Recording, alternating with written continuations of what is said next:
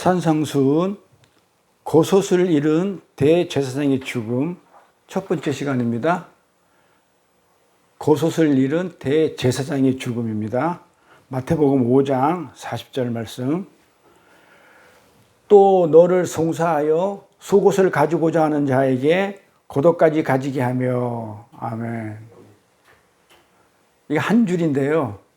이게 한 줄인데 너무 깊어가지고 복잡하고 어려워요. 이렇게 쉽게 이게 다가갈 그런 내용이 아닙니다. 요 구절은 우리 지난 시간에 고독과 속옷에 대해서 말씀을 드렸어요. 그럼 다시 한번 볼게요. 또 너를 송사하여라는 이 송사하여라는 말이 뭐였다고요?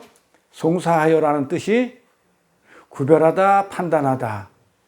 뭘로? 율법으로. 그러니까는 송사하는 것은 법으로 하는 거잖아요.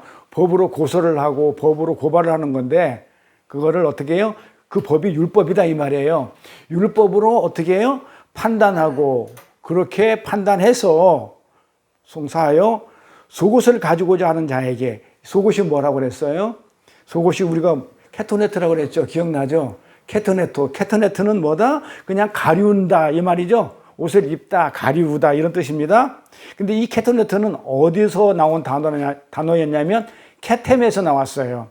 이 케탐이란 단어는 금, 기름 그런 말이죠.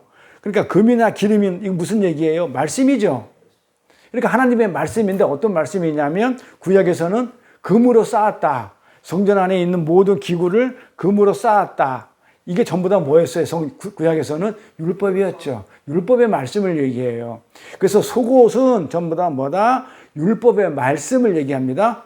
속옷을 가지고자 하는 자에게는, 그러니까 율법을 달라고 하는 자에게는 겉옷까지 가지게 하며, 그러죠. 겉옷은 뭐라고 그랬어요? 겉옷은 케토네트에다가 뭐가 붙어요? 오르라는 단어가 더 붙죠. 옷에다가 오르라는 단어를 그게 붙어가지고 겉옷이야. 그러니까 이 겉옷은 뭐냐면 가죽옷을 얘기한다고 그랬죠.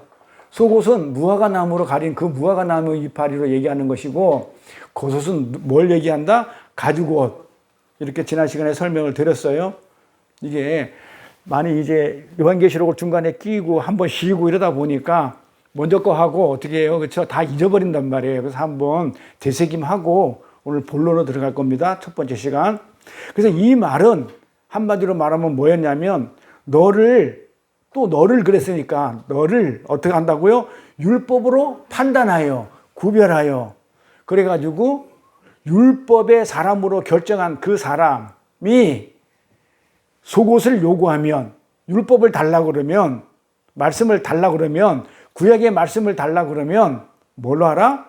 겉옷까지 줘라. 신약의 말씀까지 줘라. 진리를 줘라. 은혜를 줘라.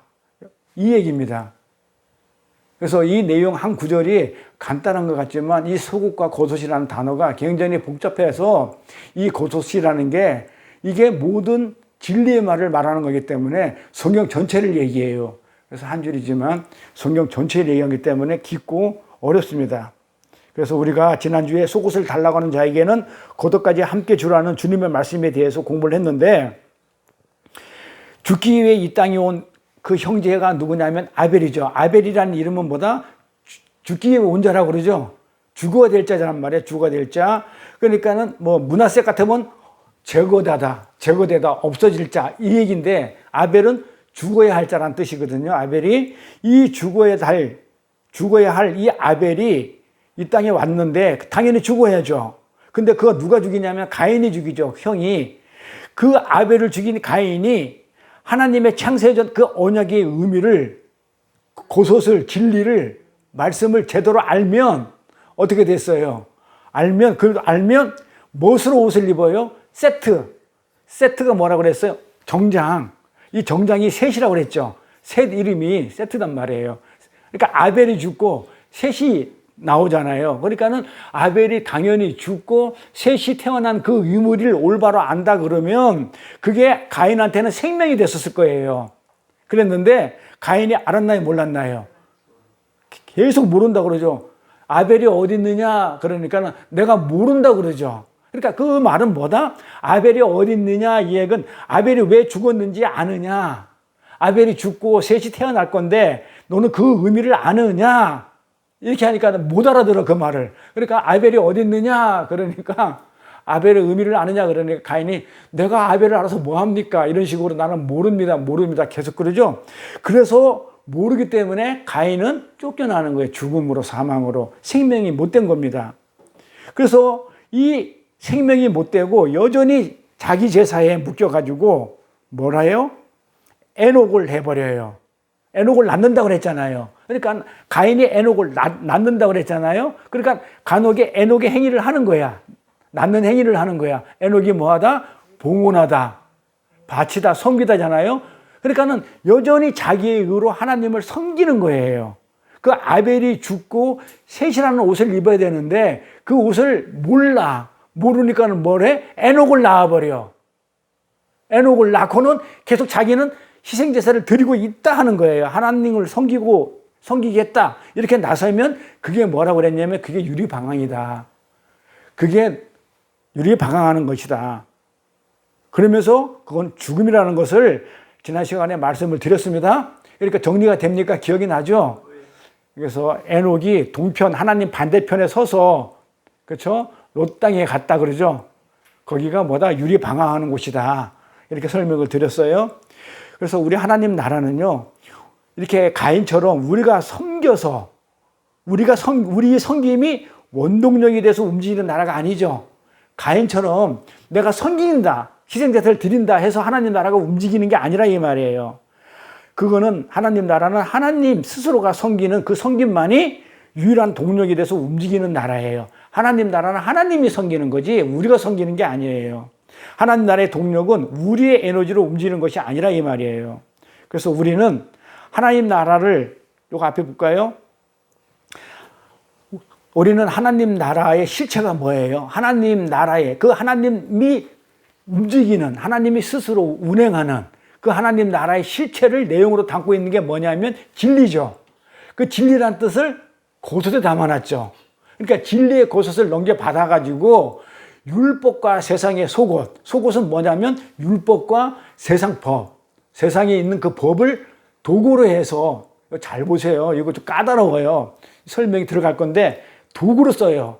자, 무슨 얘기냐면 하나님의 진리를 보이지 않는 하나님을 설명할 수가 있어요? 없어요? 못하기 때문에 보이는 이 땅의 것으로 보이는 율법으로 설명을 해야 된다 이 말이에요. 그렇기 때문에 그걸 도구로 써야 해요. 뭐를? 율법과 뭐를? 세상의 법을, 이 세상의 이 우주 만물의 자연을 도구로 써서 그게 속옷이란 말이에요.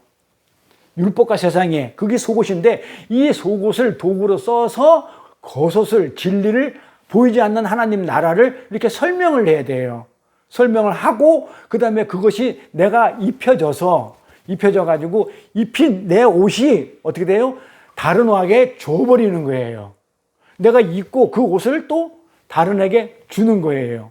이걸 진리로 낳는다는 얘기가 같은 말이죠. 그래서 우리는 하나님 나라의 실체를 내용으로 담고 있는 그 진리의 고섯을 넘겨받아서 이 진리의 고섯에 뭐가 담겨 있냐면 하나님 나라의 실체가 담겨 있다고요. 고섯에는 하나님 나라의 실체가 담겨져 있어요. 그래서 그 실체를 그 고섯을 우리가 넘겨받아서 세상 율법이라는 속옷이라는 도구를 통해 가지고 고섯을 다른 에게 흘려보내는 역할을 하는 자들입니다. 우리 성도는. 자, 그렇다면 먼저 우리가 봐봐요. 고섯을 다른 이에게 흘려보낸다 그러죠. 그럼 뭐예요? 우리가 고섯을 받았다는 얘기죠. 우리가 고섯을 입었다는 얘기는 우리한테 고섯이 왔다는 얘기죠. 내가 입다는 얘기죠. 그 얘기잖아요. 내가 다른 사람한테 넘겨주려고 그러면 내가 있어야 넘겨주죠. 그러니까 나는 누구한테 받았을 거 아니에요. 이걸 찾아보잔 말이에요. 그러면 우리가 그 겉옷은 어떤 경로로 우리에게 주어지게 되었는지를 먼저 살펴봐야 되겠죠. 이걸 살펴봐야 돼요. 그러면서 살펴봄으로 말미암아 겉옷을 넘겨줄 때 우리한테 일어날 일이 어떤 일이 일어나나, 내가 어떤 경로로 그 옷을 얻었고 또 이 옷을 다른 이에게 전해주게 되면 나한테는 어떤 일이 일어나는지에 대해서 이렇게 살펴볼 거예요. 이게 겉옷을 입은 대제사장이 했던 일이니까, 이게 예수 대제사장이 했던 일이기 때문에 옷을 벗고 나면 어떤 일이 일어날까요? 이 겉옷을 입고 있다가 진리를 가지고 있다가 진리를 남한테 건너줬어. 그러면 어떤 일이 일어날까요? 죽어요. 그러니까 대제사장이 죽음이에요. 대제사장인 예수가 진리의 겉옷을 입고 왔다가 그 세마포 옷을 벗어놓고 가면 죽어요. 그러니까 되게 어려워요. 이 말이 그렇게 만만치 않은 말이에요. 얼마나 제가 이걸 갖다가 조금 저 10년을 기울인 오늘 그 내용들이에요. 어려워요. 만만치 않아요. 왜 겉옷을 넘겨주는데 왜 죽냐 이 말이에요. 그러면 우리는 어떤 경로로 그 겉옷을 물려받았고 또 남한테 주게 되면 내가 왜 죽어야 되는지 만만치 않겠죠. 그래서 재밌기도 해요. 자, 그래서 그 살펴봄으로 우리한테 일어날 일에 대해서 알아보도록 할 건데요. 성경은 우리 보고 뭐라고 했냐면 왕 같은 제사장이라고 그러죠. 제사장이 겉옷을 잃어버리면 어떻게 돼요? 지성소에 들어갈 때 겉옷을 잃어버리면 죽어요. 그 얘기단 말이에요. 겉옷을 벗어버리면 죽어요. 우리가 은혜와 진리가 없으면 우리는 죽어요. 그 진리를, 겉옷이 진리니까. 그래서 예수란 말이죠. 그렇죠? 예수가 없으면 우리는 죽어요. 죽은 목숨이에요. 사망이에요. 그 얘기를 한 겁니다.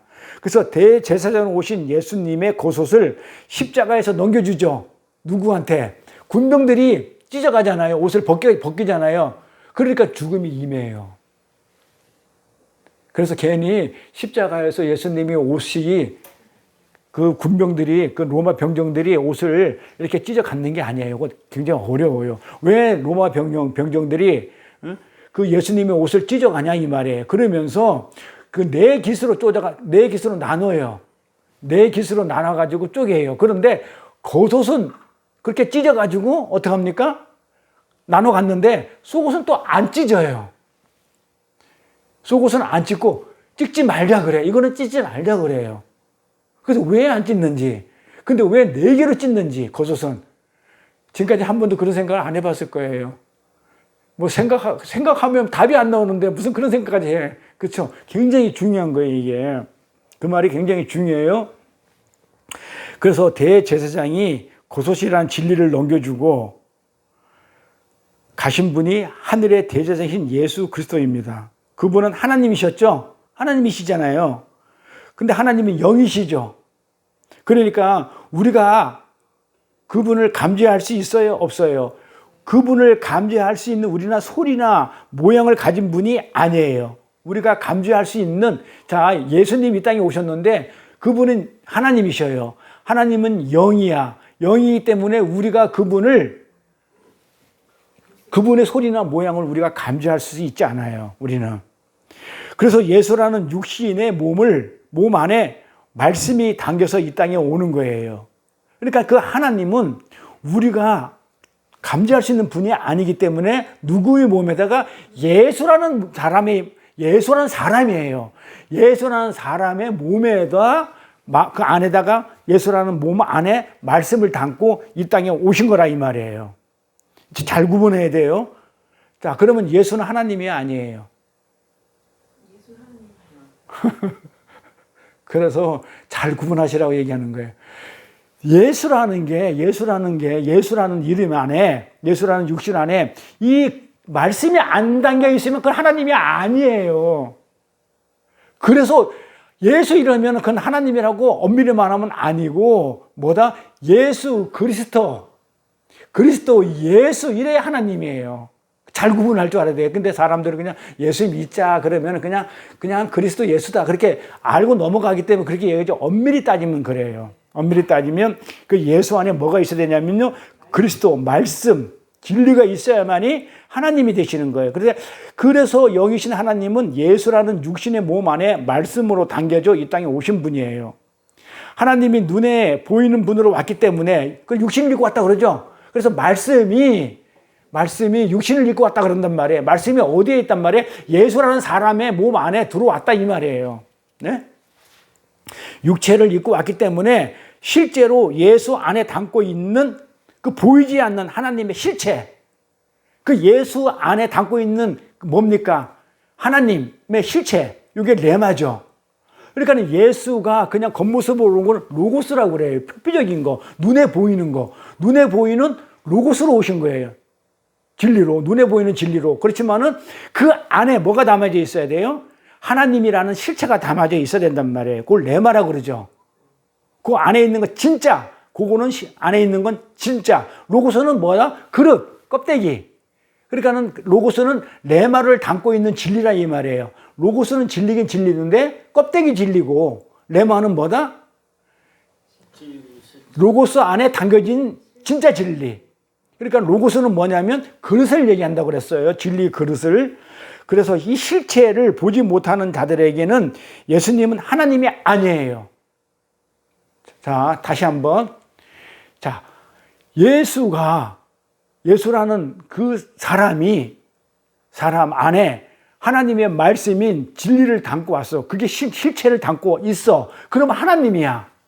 그런데 그렇게 담고 왔는데 이 실체를 못 봐. 눈에 보이지 않는 실체를 못 봐. 그 안에 하나님이 담겨있는 실체를 못 봐. 그러면 껍데기만 봐. 그러면 그건 하나님이다 아니다? 아니란 얘기예요. 어렵나요? 실체를 못 보는 사람들한테는 그게 하나님이 아닌 것처럼 보인다 이 말이에요. 죽이는 거예요. 그래서 그 사람들한테는 하나님이 아닌 걸로 보여요. 응? 그 사람들한테는 어떻게 그 안의 내용이 예수 안에 담아진 이 말씀과 진리의 그 하나님의 실체를 보지 못하는 사람들한테는 그게 하나님으로 여기지지 않고 뭘로 여기냐면 도리어 걸림돌이 돼요. 그것 때문에, 그 예수 때문에 사람들이 죽어요. 그게 무슨 말이에요? 그래서 안 믿으면 그만이지. 그것 때문에 죽는다는 얘기 뭐예요? 예수님이 이 땅에 오셔가지고 지금 무슨 말씀을 하고 계시냐면 하나님의 복음을 선포해요. 나중에 공부를 하겠지만은 예수님이, 율법이 이거는 죄야. 탐심이 죄야. 지난 시간에 했죠. 율법이 로마서에서 바울이 그러죠. 이 탐심은 율법이 죄라고 했기 때문에 이거는 죄가 맞아. 이래 됐단 말이에요. 근데 만약에 율법이 이거 탐심 죄가 아니라면 죄인 줄 몰랐다 이 말이에요. 맞죠? 그러니까 예수님이 이 땅에 말씀을 가지고 진리를 가지고 왔는데 이거 전화 와도 상관없어요? 왔는데 그거를 못 알아본 사람들한테는 뭐예요? 걸림돌이 되는데 왜 걸림돌이 되냐면 예수님이 하시는 행위가 있단 말이에요. 오셔가지고 천국 복음을 말씀을 전하거든요. 말씀을 어떻게 받아들이냐면 껍데기이기 때문에 안에 내용을 모르니까 껍데기로 받아들이는 거야. 예수님이 하신 말 그대로 문자적으로 표피적으로 그대로 받아들이니까 그게 율법이에요. 그리고 율법을 어떻게 돼요? 전하니까 어떻게 돼요? 못 지키죠. 율법을 얘기한다고 예수님이 오셔서 하나님 말씀이니까 하늘나라 얘기를 전한다고요. 천국 복음을. 그게 하늘나라 얘기란 말에 전하니까 그걸 은혜로 못 받으면 법으로 받게 되면 어떻게 돼요? 죽어요. 못 지키니까. 그래서 차라리 율법이 없었으면 탐심이 죄가 아니듯이 나중에 성경에 나옵니다. 예수님이 차라리 내가 오지 않았다면 너네들은 안 넘어졌을 거야. 이렇게 얘기를 하셔요. 내가 아무 말도 안 하고 내가 어떤 행위라든지 기적이나 이런 걸 보이지 않았으면 너희들이 넘어지지 않을 건데 내가 옴으로 말미암아 너희들이 지금 넘어진 자가 되었다. 이래 얘기를 한단 말이에요.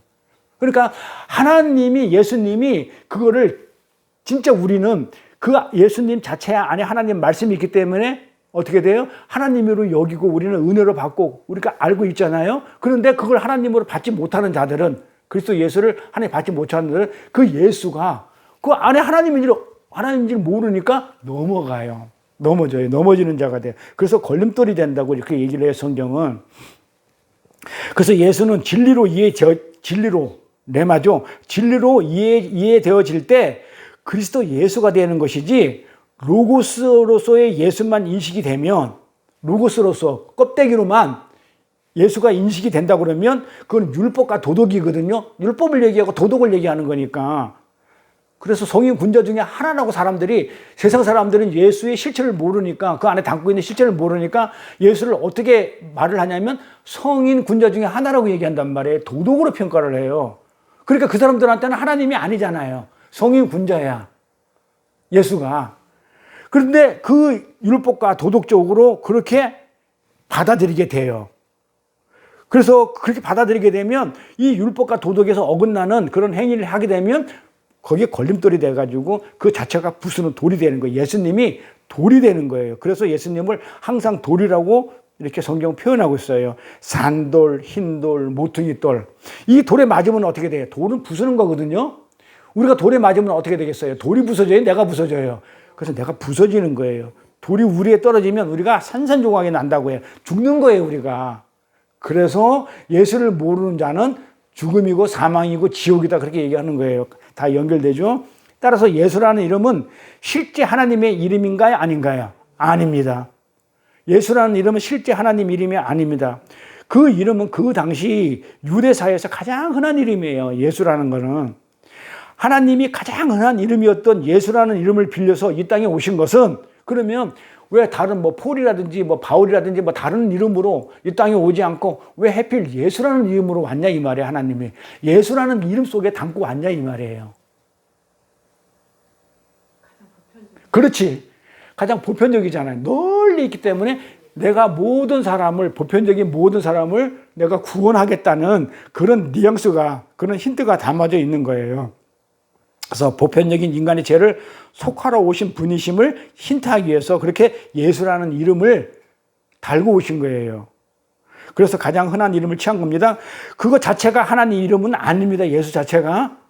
그때 당시 예수라는 이름이 너무너무 많았어요. 그러면 우리 마태복음 1장 6절에 한번 가볼게요. 뭐라고 해놨나. 마태복음 1장 16절에 야곱은 마리아의 남편 요셉을 낳았으니, 마리아에게서 누가 낳았다고 그래요? 마리아에게서 누가 낳았다고 그래요? 예수가 낳았다고 그래요? 그리스도라 칭하는 예수. 그냥 예수가 아니에요. 그러니까 그리스도라 칭하는 그런 예수라는, 그러니까 예수가 나왔다는 거예요. 이것이 진짜 예수의 이름이에요. 그러니까 일반 예수 이렇게 하면 안 되고 정확히 얘기하면 그리스도 예수라 이렇게 불러야 정확해요. 그러니까 예수는 그리스도를 말하기 위한 이름인 뿐인 거예요. 그리스도를 말하기 위한 이름이라는 뜻이에요. 그 내용이, 예수 안에 있는 그 내용이 그리스도다, 이런 얘기입니다. 그래서 진리를 담고 오셨던 십자가 이전에 예수님의 말씀을 단 한 사람도 이해를 못한 거예요. 이 진리를 담고 왔는데 그리스도가 예수가 되기 위해서 십자가에서 죽은 다음이거든요. 십자가 지기 전에는 사람들이 그러니까 예수가 무슨 말을 하더라도 못 알아들어요. 근데 사실 그 안에 진리를 담겨져 있었는데 십자가 지기 전이기 때문에 못 알아먹는 거예요. 알아먹으면 안 돼요. 만약에 알아먹었다 그러면 십자가를 질 필요가 없어져 버리니까. 그렇지. 깨달아보면 십자가가 질 필요가 없어지기 때문에 깨달은 사람이 나오면 안 되는 거예요. 만만치 않죠. 성경이 굉장히 논리적이고 정말 뭐랄까 합리적이죠. 그래서 십자가 이전에 예수의 말씀을 한 사람도 이해하면 안 돼요. 그래서 당연히 못한 거예요. 그래서 잡아 죽인 거예요. 그냥 뭐만 봤기 때문에, 겉만 본 거예요. 그냥 예수만 본 거예요. 그리스도를, 그 안에 있는 그리스도를 보지 못했어요. 이 그리스도를 보려고 하면 십자가를 지고 나서 볼 수 있는 거기 때문에. 십자가 이전에 예수의 말씀을 단 한 사람에도 이해를 하고 믿으면 안 됩니다. 왜냐하면 예수님은 이 땅에 오셔서 그리스도를 담아가지고 껍데기 로고스로 표피적으로 말씀을 하셨죠. 지금 로고스인 예수님이 얘기하신 거는 전부 다 뭐예요? 그래서 제가 성경을 문자적으로 표피적으로 읽으면 안 된다. 그 안에 실체를 읽어야 된다. 내 말을 읽어야 된다. 예수님이 하신 말씀을 문자 그대로 읽으면 뭘로 읽는 거예요? 껍데기, 표피적으로 이렇게 읽는 거다. 그런데 예수님은 그렇게 말씀하셨어요. 그렇죠? 그렇게 껍데기로 표피적으로 말씀을 하시고 또 눈에 보이는 표적을 행하시죠. 그게 예수님이 하신 일이잖아요. 이 땅에 와서. 그러니까 눈에 보이는 표적도 행하고 그 다음에 어떻게 해요? 또 문자적으로 말씀도 하시고 표피적으로 그걸 했던 거란 말이에요. 근데 그것이 눈에 보이는 로고스, 아까 그랬죠. 로고스는 진리를 담는 그릇이라고 그랬어요. 근데 그것이 그 예수님이 눈에 보이는 로고스 육체로 왔다 이 말이에요. 그 안에 뭘 담고? 그리스도를 담고 진리를 담고, 그래서 예수님이 이 땅에 오셨단 말이에요. 그래서 사람들은 예수님이 행하신 그 표적에만 관심을 갖게 돼 있어요. 자, 이거 하나 짚고 넘어갑시다. 왜 많은 사람들이 이렇게 교회에서 이적을 행하고 표적이 나오고 방언이 터지고 뭐가 뭐 병이 낫고 이러면 사람들이 우글우글 대고 가는지 아세요? 예수님이 하셨으니까 똑같이 한다 이거예요. 그러니까 그건 뭐예요? 그러니까 지금 눈에 보이는 표적과 그냥 예수님이 하신 그 말씀, 로고스 말씀을 그들이 받아들이는 것이지 그 안에 있는 레마, 실체는 전혀 모르는 거예요. 그럼 아까 그 뭐라고 그랬어요? 그건 하나님이 아니라고 그랬죠. 그냥 예수고 그다음에 그 사람은 와가지고 뭐 하는 거예요? 표적과 기적을 행하는. 그러니까 우리는 반드시 표적과 눈에 보이는 그 표적에 관심을 갖게 돼 있어요. 왜냐하면 십자가 지기 전에 했던 일이기 때문에. 모르니까. 안에 실체, 레마, 진리를 담고 올 그리스도를 모르기 때문에 그냥 그분이 하는 표적에만 관심을 갖게 돼 있고 그분이 말하는 좋은 말만 듣게 돼 있어요. 껍데기 말만. 그 내용이 무엇인지도 관심이 없어요. 그리스도를 이해하지 못하고 눈에 보이는 그 표적에만 관심을 갖고 그리스도를 이해하지 못하고 그 표적에만 관심을 가졌고 그분이 던지신 그 표적인 말씀에 문자적인 말씀에 다 걸려 넘어져요. 도덕과 율법에. 그분이 던진 게 도덕과 율법의 얘기단 말이에요. 천국복음이니까 하나님 나라 법을 얘기했다고요. 그러니까 거기에 다 넘어가게 돼 있어요. 십자가 지기 전에는 그렇게 보는 것이 맞아요. 넘어져야 되거든요. 십자가의 의미와 예수님의 실체를 알게 돼요. 넘어져야. 걸려 넘어져야. 그 후에 예수님께서 그 율법의 종으로서의 육신을 삭제당하기 전에 십자가에서 죽기 전에 육신이 몸에 죽기 전에는 껍데기는 죽어야 되죠. 껍데기잖아요. 육신은. 그러니까는 육신으로 율법의 종으로서의 그 육신을 삭제당하기 전에는 누군가가 예수의 말씀을 알아들어 버리면 하나님의 언약에 상징하는 그 기둥이 뭐냐면 스타우로스예요. 그래서 교회의 이름이 기둥교회라는 게 있는데 기둥이 십자가를 얘기해요. 기둥은 십자가를 얘기해요. 본래 십자가라는 게 없어요. 그냥 기둥이에요. 나무 기둥. 이 기둥, 그 십자가가 무용지물이 되어버려요. 스타우로스라는 뜻은 뭐냐면 내 언약으로 내 뜻을 성취하다예요. 스타우로스가 뭐다? 내 언약이 들어가 있어요. 언약으로 그 뜻을 성취하다거든요. 그러니까 하나님의 약속이 뭐냐면 예수가 이 땅에 와가지고 진리를 가지고 와가지고 그 기둥에서 죽는 게 그게 하나님의 언약이고 그게 뜻이에요.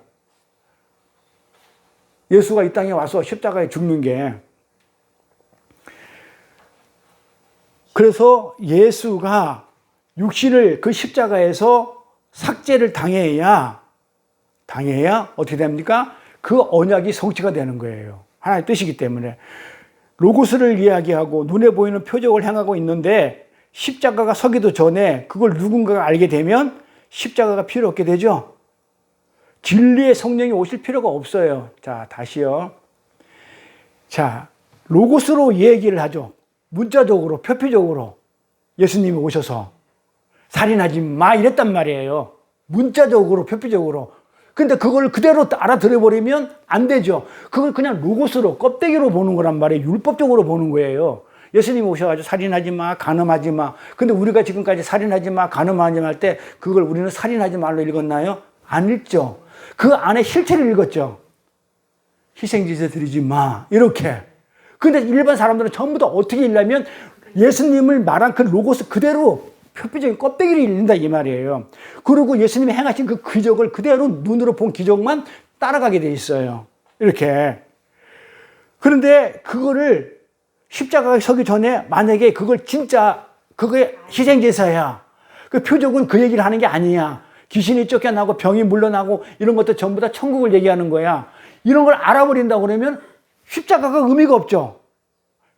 그래서 알게 되면 안 돼요. 그러면 십자가를 지고 예수님이 죽었어. 그리고 온 게 뭐예요? 우리 안에. 성령이 온 거예요. 진리의 성령. 그래서 진리 그러면 성령. 말씀. 성령. 그래서 예수님이 십자가에서 죽고 우리 안에 성령이 와야만이 그걸 우리가 알게 돼요. 그럼 저나 여기 계신 분들이 그게 살인하지 마. 이게 율법이고 도덕이 아니고 이거는 희생제사 드리지 마. 예수 죽이지 마. 나 옛날에 너 많이 죽였고 이제는 안 죽여도 돼. 영단번에 모든 죄가 다 사해졌기 때문에 이제는 특별히 희생제사 드리지 말고 이제 천국을 누려. 이런 것을 우리는 공부를 했기 때문에 알잖아요. 근데 이거 아는 것은 왜 어떻게 안다? 십자가를 지고 난 이후에 우리가 아는 것이지 십자가에 지고 나서 보혜사 성령이 우리 안에 들어와서 깨달음을 줘서 이게 이 말이구나 해서 우리가 아는 것이지 십자가 지기 전에는 아무도 몰랐단 말이에요. 만약에 십자가 지기 전에 이게 이 말이야 라고 알아버리면 십자가가 안 줘도 되는 진리 성령 오지를 못해요. 십자가가 없으면 진리 성령이 우리 안에 못 온다니까요. 하나님이 우리한테 주고자 하는 것은 진리의 성령, 내 안에 담고 싶은 게 그래서 깨닫고 정말 하늘나라의 백성으로서 만들어서 같이 영원히 영생을 하자는 게 하나님의 뜻인데 그게 다 무너져요. 그게 언약인데 그 언약이 다 무너져 버려요.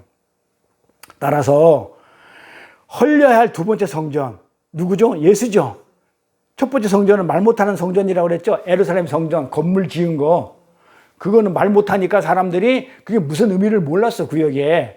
그러니까 하나님이 어떻게 말하는 성전을 보내왔는데 말하는 성전은 예수를 보냈는데 말을 해도 알아먹어 못 알아먹어. 왜 못 알아먹었다고요? 십자가 지기 전이니까. 그래서 못 알아먹으니까 예수를 죽여야 되는 거예요.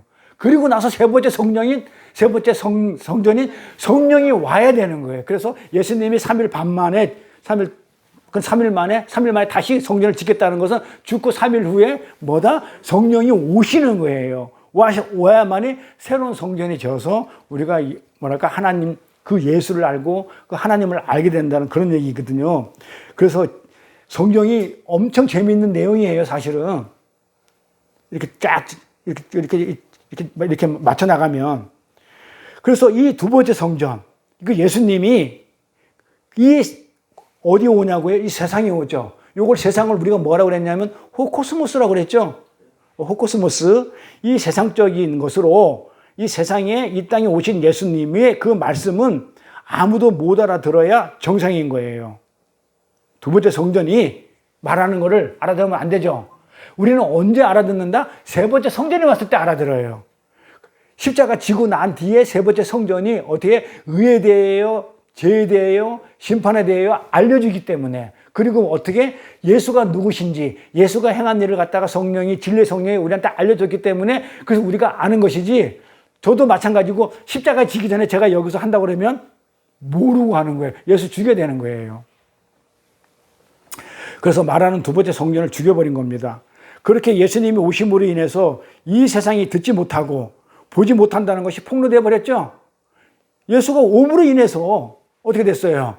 예수가 왔는데 지금 전혀 예수 하는 말을 지금 못 알아먹어. 그냥 표정만 하는 그 표피적인 말씀, 그 껍데기만 지금 알아듣지 그 내용은 모르고 있어. 그게 무슨 얘기예요? 거꾸로 이 세상에 왔는데 못 알아먹는다. 소경이단 말이에요. 그래서 요한복음에 그러잖아요. 말씀이 왔는데 세상 사람들이 모르더라. 알아먹지 못하더라. 소경이라 이 말이에요. 보지 못하더라. 기머거리더라. 그러니까 하나님이 예수님이 하신 말씀을 못 알아먹고 못 보고 하는 게 어떻게 돼요? 폭로당했죠. 이렇게 폭로당해서 하나님은 그 언약을 어떻게 보여주냐면 이제는 보여주고 듣게 해주는 메시아를 보내겠다. 그러나 하나님의 언약이 이 땅에 이루어져야 되는 거예요. 그 언약이. 그걸로 성령이 와서 이제는 보여주고 깨닫게 해주는 그 언약이 이루어져야 되기 때문에 예수님을 십자가에서 죽여야 되는 거예요. 그리고 그 예수가 하신 말씀을 못 알아먹어야 죽일 수 있으니까 못 알아먹어야 정상이라 이 말이에요.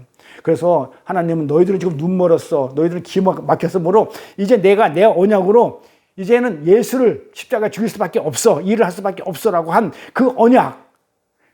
그 언약이 이 땅에서 이루어진다 하는 거예요. 그게 십자가예요.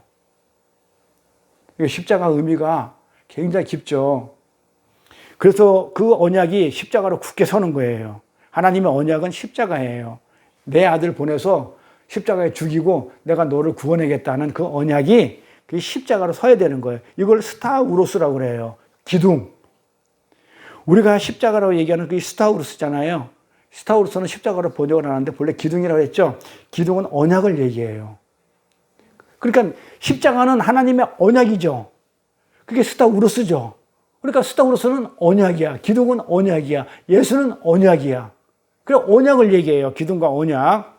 십자가가 아니에요. 정확하게.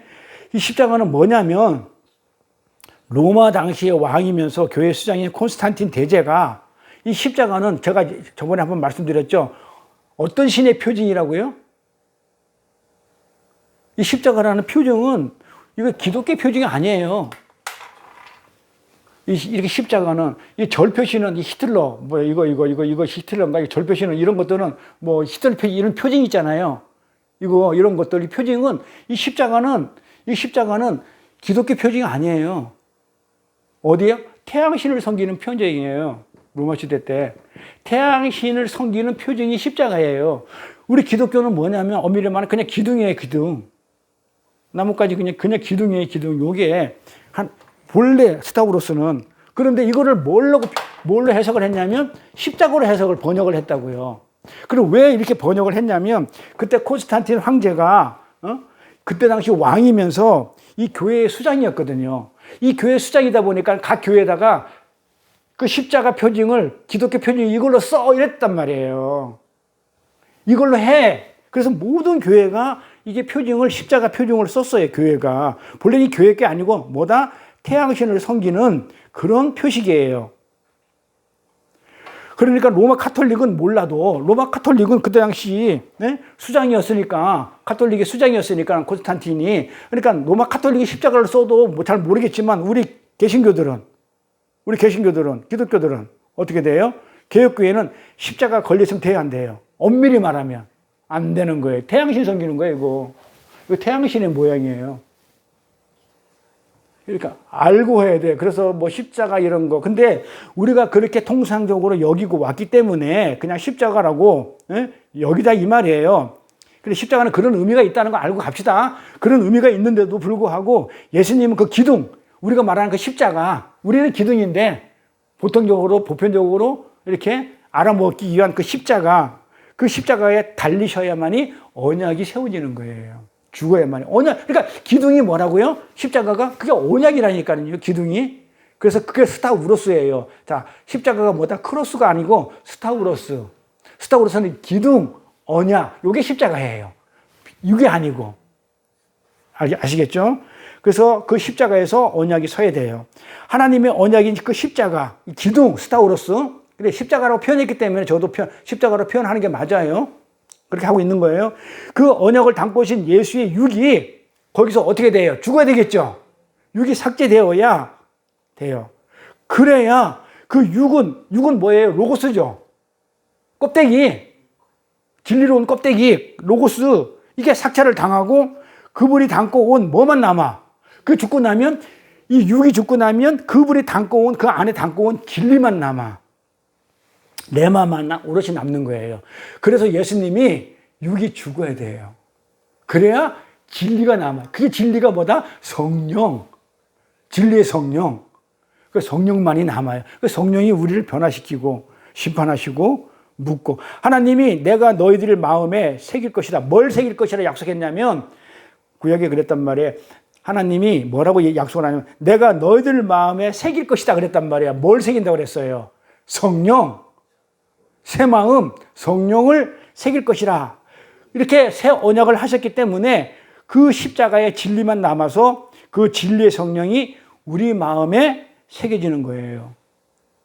이해가시죠? 우리 마음에 새기겠대. 뭘 새기겠다고요? 진리의 성령을 새기겠다는 얘기예요.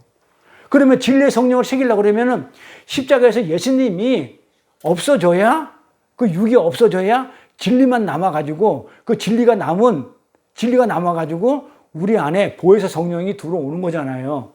그래서 예수님이 가야 너희들한테 뭐라 그래? 유익이다 그러죠. 예수님이 가시면서 그래요. 내가 가야 너희들한테 유익이다. 나의 육신은 죽지만 내 안에 있는 그 진리는 남아가지고 그 진리의 성령이에요. 진리가 남아가지고 내가 너희들한테 보내줄 것이기 때문에 너희들한테 네 마음 안에 들어가게 되면 너희들 마음 안에 들어가면 너희는 반드시 영생해. 나랑 같이 살게 돼 있기 때문에 내가 가는 게 유익이야. 이 성경에 그림이 그려지나요 이제? 이렇게 그려지면 성경이 이렇게 읽을 때 굉장히 도움이 많이 돼요. 그래서 그 십자가의 진리만 남아가지고 진리의 성령이 우리 마음속에 새겨지는 거예요. 그것을 뭐라고 얘기하냐면 은혜라고 얘기하기도 하고 구원이라고 얘기하는 거예요. 하나님의 백성들 마음에 뭐가 들어왔다고요? 진리가, 하나님의 은혜가 침례에 지금 들어가고 있는 거예요. 십자가에서 예수가 죽어야만이 그 껍데기, 로고스, 육신이 죽어야만이 진리만 오롯이 남아서 그 진리가 우리 안에 들어오는 거예요. 그런데 십자가 이전에 예수가 행하신 표적, 말을 듣고 예수를 믿겠다고 나선 사람들이 무지무지 많았죠.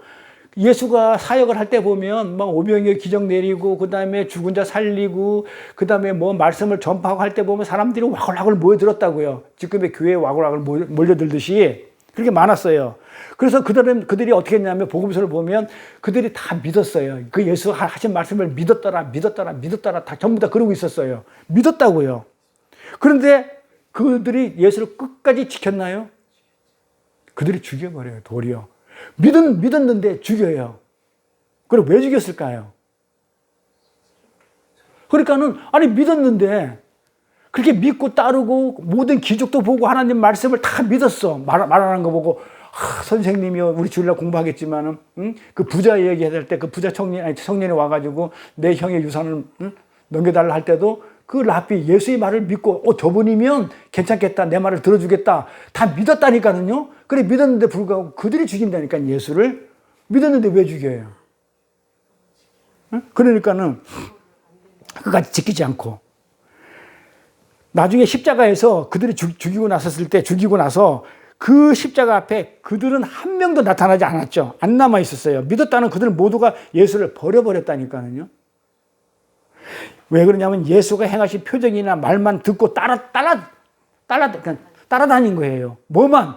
예수가 한 행위, 표적과 뭐만? 그 다음에 말만 따랐단 말이에요. 말만. 그 안에 뭘 못 본 거예요? 실체, 레마, 진리를 모르고 그렇게 믿으면 어떻게 된다는 거예요? 예수를 죽이게 됐다니까요. 잘 들어보세요. 굉장히 이게 무서운 얘기예요. 우리나라에 제가 알기로는 한 80% 이상이 지금 예수 죽이고 있다고 저는 생각해요. 그 예수가 한 그 기적, 항한 거, 표적, 그 로고스의 말만 지금 믿고 예배 생활하고 종교 행위를 한다고 그러면 이거는 예수를 죽이는 거예요. 그래서 내가 그 목사님한테 그거 아니라고 내가 그렇게 설파한 거예요.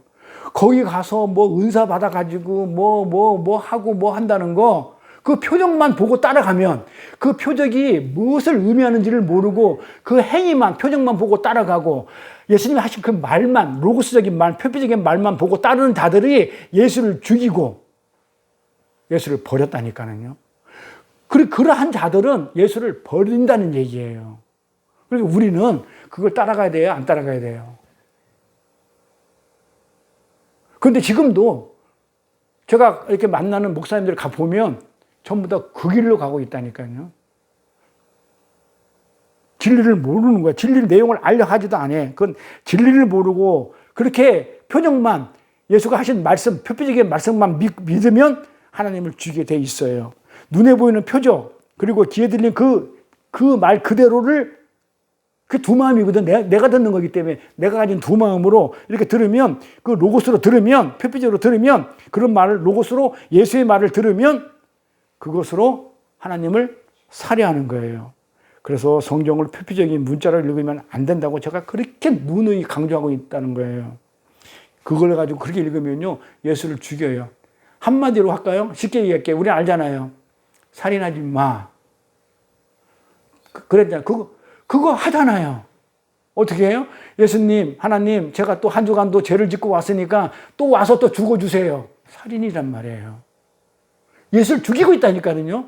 그러니까 그거를 모르니까, 살인하지 마라는 내용을 모르고 희생제사를 드리지 마라는 내용을 모르니까 살인하지 마, 예수 죽이지 마, 나 죽이지 마. 그게 희생제사야. 네가 해마다 드리는 희생제사 드리지 않아도 돼. 내가 너를 영단번에 이제 과거에 지은 죄, 현재 짓고 있는 죄, 앞으로 지을 죄까지 내가 영단번에 다 해놨어. 너희들은 이미 하늘나라에 가 있어. 제발 내 말 좀 알아들어 하는데 아니거든요. 이러면서 하나님 와서 또 죽어주세요. 내가 과거에 지은 죄나 2000년 전에 예수님이 십자가에 죽었고 지금 짓고 있는 죄가 있으니까 와서 또 죽어주세요. 또 앞으로 지을 죄도 있으니까 그때는 또 오셔가지고 그때 또 죽어주세요. 예수 죽이는 거잖아요.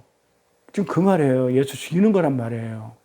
그러니까 하나님의 말씀을 그렇게 표피적으로 로고스로 읽게 되면, 껍데기로 읽게 되면 예수를 죽인다니까요. 그렇게. 그걸 그림으로 보여준 게 십자가 앞에서 전부 다 어떻게 했냐면 믿습니다, 믿습니다 하고 따르던 사람들이 십자가 앞에서 전부 다 예수를 죽여버리고 다 떠나버리고 예수를 버리고 죽여버려요. 근데 그걸 보면서 야, 이 사람들이 왜 예수를 믿었는데 죽였지? 왜 버리지? 왜 십자가 앞에 아무도 안 나타났지? 그 생각해보면 뭔가 답이 나올 것 같은데 사람들은 생각하기 싫어. 바쁜데, 생활하기 바쁜데, 먹고 살기 바쁜데, 성경 말씀 그거 알아서 뭐 하게. 종교행위 열심히 하면 천국 가면 되지. 그러면서 뭐 한다고요? 그들이 예수를 죽였다니까요. 그렇게 많이 믿었음에도 불구하고 십자가에서 하나님을 죽인 거예요. 그들은 예수의 뭐에만 반했냐면 예수가 하는 그 기능에만 반했고 자기들의 선악 구조로 자기들이 이해한, 인간들이 판단한 그걸로 예수님의 로고스만 받았던 사람들이에요. 문자적으로, 표피적으로, 성경을. 이게 전형적인 사람이 누구겠어요? 글자로, 이 돌 같은 사람들을 성경을 막 그렇게 많이 읽어도 어떻게 볼 수밖에 없어요? 표피적으로, 문자적으로 볼 수 없어요. 그 안에 성령이 없는데, 진리가 없는데, 어떻게 그 진리를 받아들이겠냐, 이 말이에요. 그러니까 우리는 예수님이 지신 그 십자가로 말미암아 그 성령의 진리 성령이 우리 안에 있기 때문에 우리는 그 하나님의 예수님의 말씀을 문자적으로 읽지 않고 그게 뭔지를 그 안에 담은 내용을 우리는 보잖아요. 근데 못 봐요. 왜 못 본다? 진리 성령이 없는데 어떻게 봐요? 볼 수가 없어요. 그래서 소경이에요, 세상 사람들을. 그러니까 하나님을 안 믿어요. 왜? 껍데기로 보기 때문에. 예수로 보기 때문에. 어떻게 본다? 팔레스타인의 목사 아들로 보기 때문에 나와 상관이 없어. 그 안에 하나님이라는 내용을 모른단 말이에요. 진리를. 그분들은. 그래서 하나님을 안 믿는 거예요. 그들은 왜 안 믿냐면 하나님한테 선택되지 않았기 때문에 그렇게 하나님이 어떻게 돼요? 성령을 주지 않았기 때문에 그래요. 근데 이렇게 신비주의 교회에서 요즘에 그런 신비주의 교회에서 사람들이 안수하면 병이 낫고 거품 물고 쓰러졌다 일어났더니 뭐 은니빨이 금니빨 되고 이렇게 변하는 거예요. 광분한다 이 말이에요. 그럼 이들은 뭐 하는 거예요? 하나님의 어떤 표피적인 표적에만 관심을 가지고 하는 거예요. 우리가 볼 때는 어떻게 생각하겠어요? 굉장히 한심하거든요. 그런데 본인 당사자는 도리어 말씀 알아서 뭐 하겠니? 눈에 보이는 게 없는데. 그런 얘기를 한단 말이에요. 그런 사람들은 하나님의 어떤 그런 기능을 신뢰한 거예요.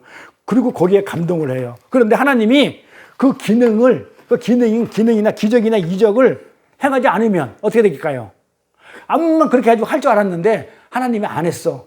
기적도 안 하고 그냥 절름발이도 안 세우고 그냥 어떤 그런 일이 안 일어나. 암만 해도.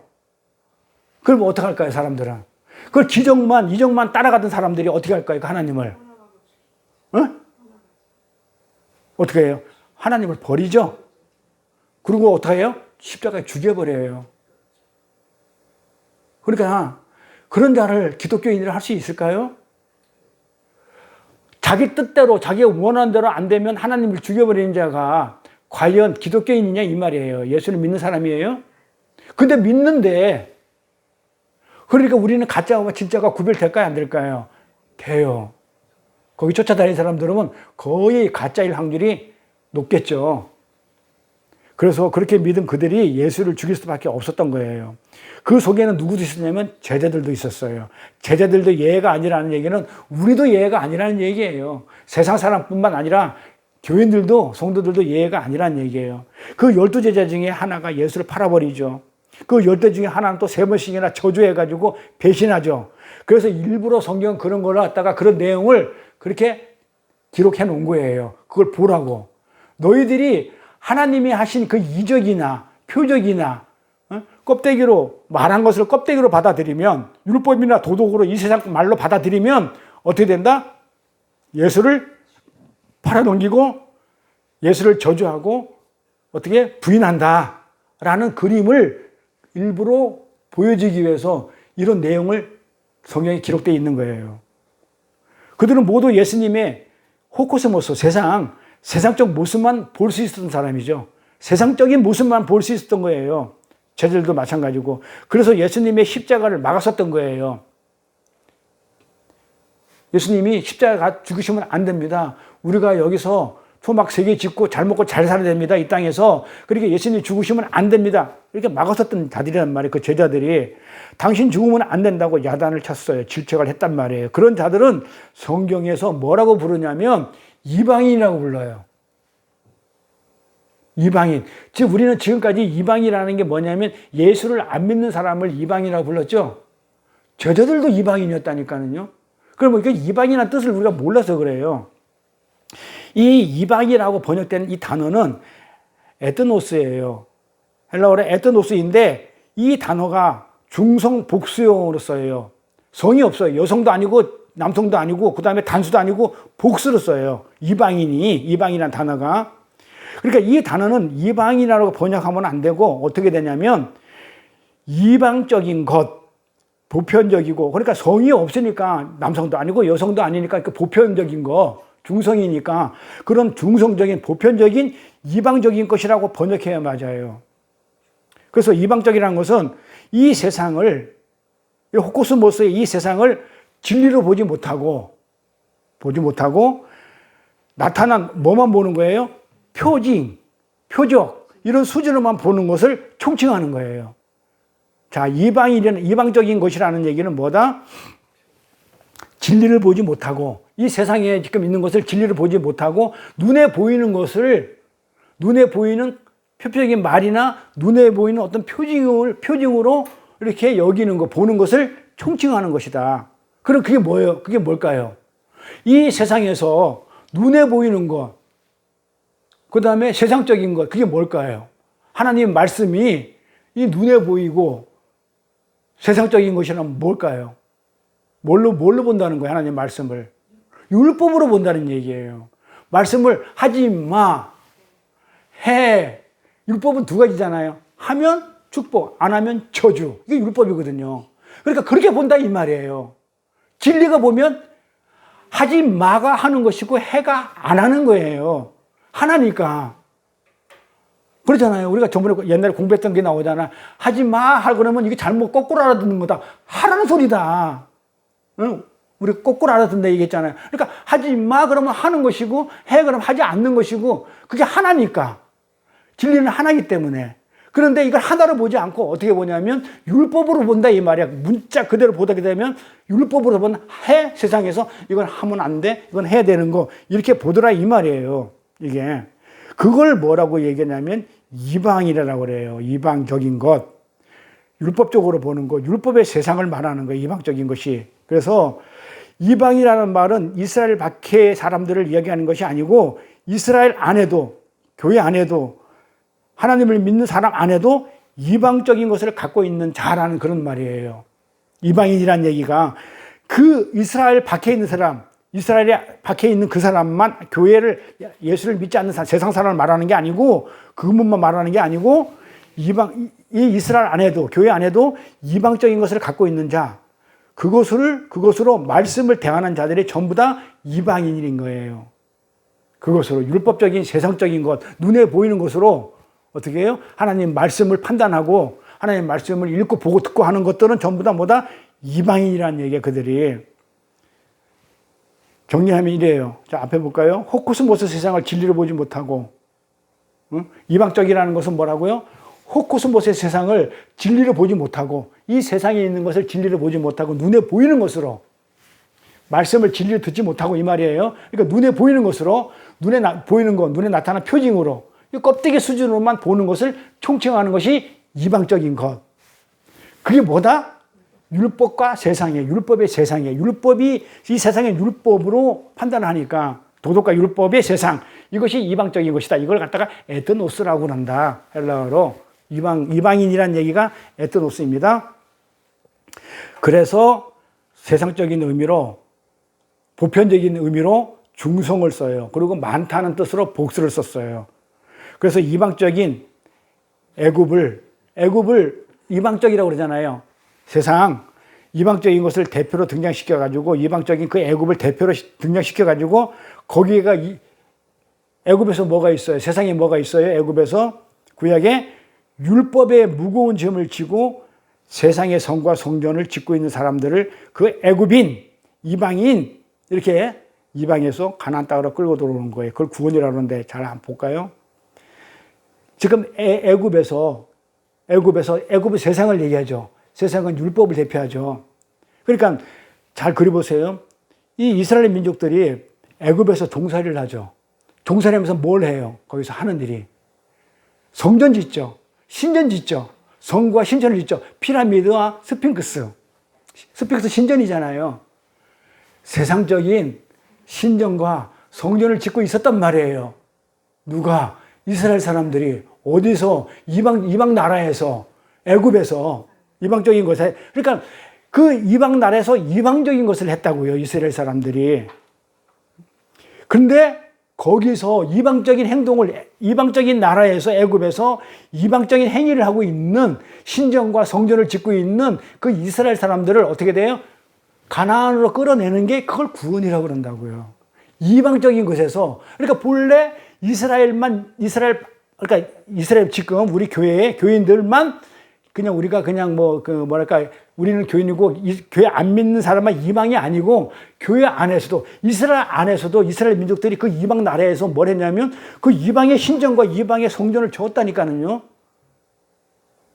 근데 거기서 그러면 안 돼 하고 끄집어낸 게 가나안으로 끄집어낸 게 그걸 구원이라고 그런단 말이에요. 가나안 땅으로 그 애굽인 그 이방에서 가나안 땅으로 끌고 들어오는 거예요. 그걸 구원이라고 불러요. 출애굽 1장에 보면 그들이 무거운 짐을 짓고 돌무덩이, 그쵸? 우리 철로역정 보면 무거운 짐을 질 때 그 무거운 짐이 뭐였어요? 철로역정에 크리스찬이 지금 무거운 짐을 지고 그 도시에서 떠날 때 무거운 짐을 지고 가잖아요. 그 무거운 짐이 뭐였어요? 율법이었잖아요. 율법과 죄. 그 무거운 짐이 율법이었다니까요. 그러니까 지금 애굽에서 세상에서 지금 뭘 하고 있다? 지금 이스라엘 사람들이 율법을 지고 있더라 이 말이에요. 율법의 그 무거운 짐을 그러니까 성전을 짓는다, 신전을 짓는다 하면서 지금 무슨 것을 미고 있냐면 율법의 무거운 짐을 지고 그 세상의 성전과 성을 피라미드를 짓고 있는 사람들을 애굽인이라고 그런단 말이에요. 그들을 애굽인 거기서 가나안 땅으로 이스라엘 사람들을 끌고 오는데 이 출애굽 1장에 보면 그들이 무거운 짐을 지고 성전과 성을 짓는데 그것이 세상 신전을 건축하는 뭐예요? 세상의 성전을 건축하는 예수님이 그러죠. 그 우리 복음서에 세상 건축가들이 버린 돌이 모퉁이 돌이 그러니까 세상 건축가가 누구라고요? 애굽에서 율법적으로 세상 신을 짓고 무거운 돌 율법으로 건축하는 세상 신전을 건축하는 그 세상 성전을 건축하는 세상 건축가들이 지금 애굽에 있는 그런 이스라엘 사람들이었단 말이에요. 그들은 누구를 버린다? 세상 건축가는 예수의 모퉁이들을 버려버린다니까요. 이렇게. 그래서 예수님이 말씀하신 모퉁이들을 반드시 버려버리는 그 세상 건축가를 의미하는 거예요. 재미있지 않아요? 그럼 세상 건축가가 지금 우리는 누군지 알고 있었어요. 그동안. 세상 건축가를 누군지 알고 있었어요. 믿지 않는 자들. 근데 그게 아니고 애굽이라는 그 이방에서 율법의 무거운 짐을 율법으로 하나님을 섬기고 신전을 짓고 성전을 세우는 그것을 얘기하는 게 세상 건축가예요. 그런 단어를 그래서 일부러 끌어다 갖다 쓰는 거예요. 세상 신전을 짓는 바로 그들이 종이란 말이에요. 잘 들어보셔야 돼요. 잘 들어보셔요. 자, 애굽에서 이스라엘 사람들이 노예 종으로서 그 신전과 그다음에 그 성을 짓고 있죠. 무거운 짐을 이 돌이 뭐니까 그 율법으로 그림은 그건데 우리가 의미로 읽으면 어떻게 돼요?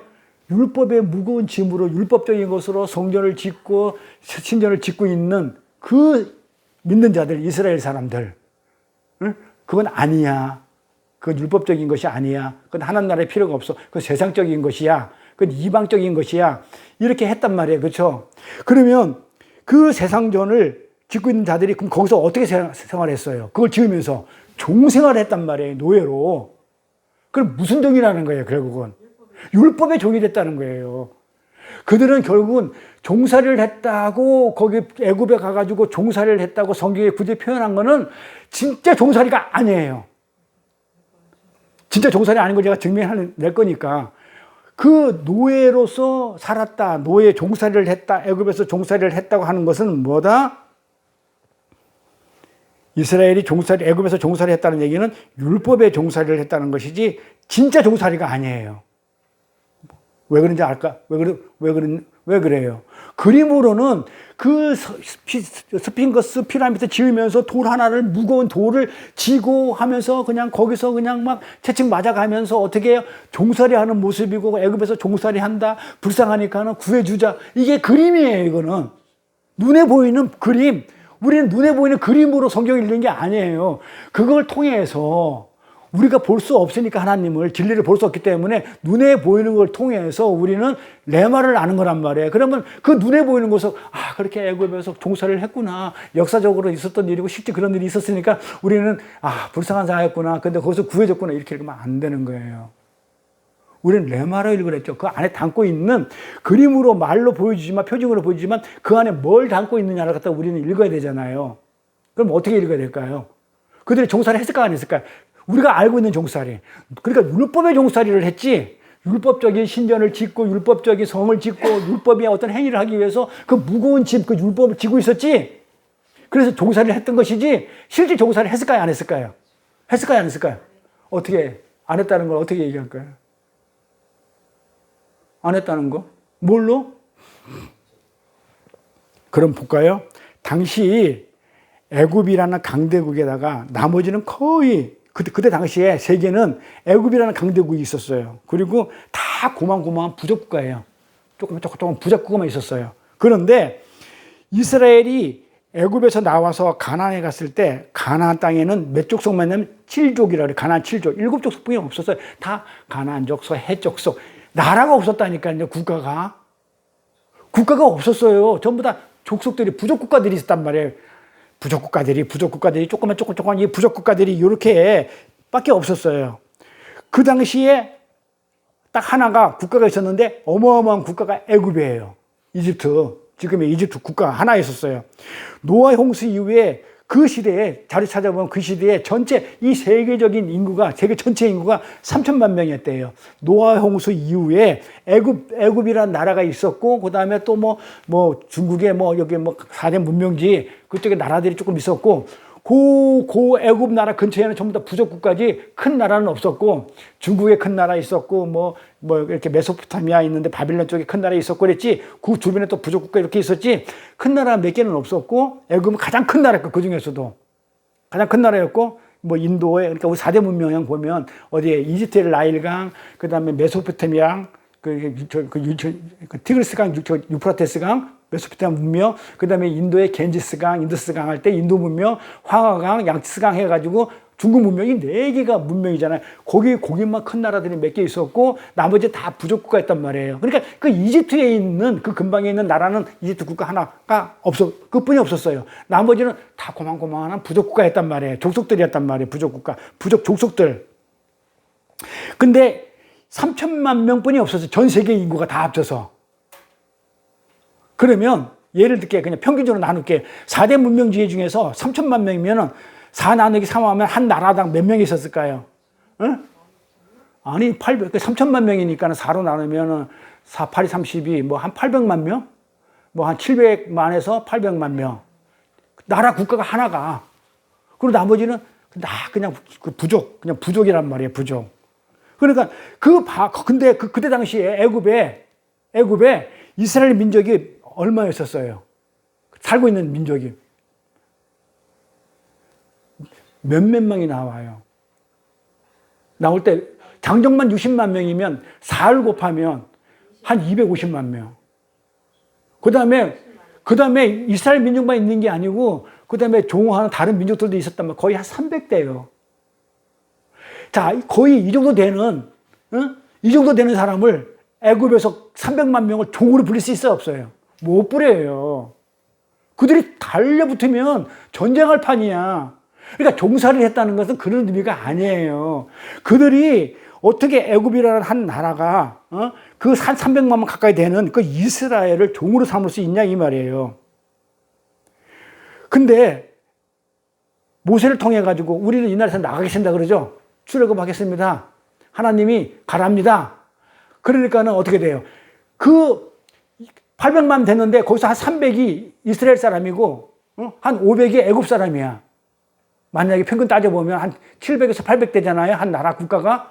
근데 이집트 국가의 나라가 한 700, 800 되는데 거기서 300 정도 되는 게 이스라엘 민족인데 나가버리면 나라가 존속이 안 돼요. 부족국가 되든지 쪼개지든지. 그러니까는 이 나라가 존속이 안 되니까는 이 바로 왕이 보내주겠어요? 안 보내주겠어요? 안 보내주죠. 그래서 안 보내준 거예요. 종살이 한 게 아니에요. 이렇게. 그래서 바로가 절대로 보내줄 수 없었던 거예요. 그렇게 그 많은 사람들이 어떻게 통제를 해가지고 종으로 삼을 수 있겠냐 이 말이에요. 그 많은 사람을. 그런 이야기가 아니라는 거예요. 이들은 뭐 했다? 일부러 돈 벌려고 용병처럼 돈 벌려고 지금 북한이 돈 벌려고 그 어디 우크라이나 전쟁에 러시아 전쟁에 참가한 것처럼 그 용병이 돼서 간 것처럼 신전을 지으러 간 거예요. 이들이. 피라미드를 짓는데 일자리가 없나? 이렇게. 왜 그러냐면요. 돈을 워낙 많이 줬어요. 돈을 워낙 많이 줬다고요. 그게 무거운 돌을 많이 짓고 신전을 피라미드 짓고 스핑크 지을 때 돈을 워낙 많이 주었고 그 다음에 밥도 먹을 것도 진짜 충분히 줬어요. 먹을 것도. 그러니까 다 몰려드린 거예요. 거기가 다. 그러니까 거기에 보면 지을 때 그곳에 뭐가 있었냐. 빵부터가 있었다니까요. 밥을 그냥 수시로 빵을 구워가지고 수시로 그렇게 잘 먹이고 그렇게 돈도 많이 줘가지고요. 그렇게 해가지고 거기서 일을 했지 노예 생활을 한 게 아니에요. 종살이 한 게 아니에요.